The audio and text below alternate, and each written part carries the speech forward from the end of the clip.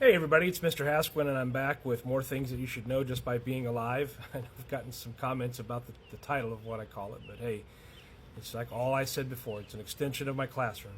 So I'm going to touch on someone that's probably a little obscure unless you're from a certain part of North Carolina.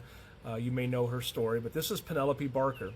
You've probably heard of the Boston Tea Party, but have you ever heard of the Edenton Tea Party? So let's talk about Penelope Barker.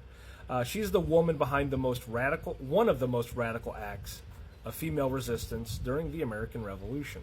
She was born in 1728 in North Carolina, and Penelope Barker was no stranger to hardship or responsibility. She was widowed twice, she managed estates, and raised multiple children while becoming a respected voice in her community. But her greatest act of defiance came in 1774 when tensions with Britain were boiling over.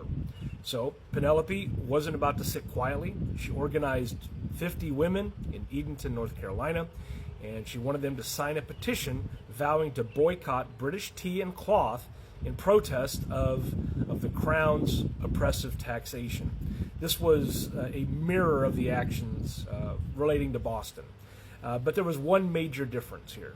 The women signed their names. And so let's put that into context.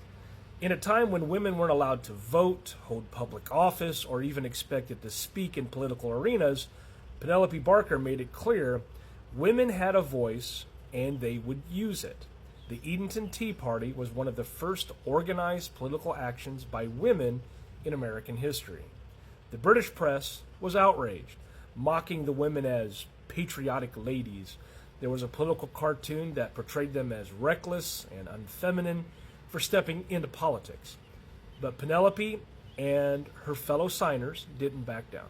Their signatures were a revolutionary act of agency. It was public, it was proud, it was powerful.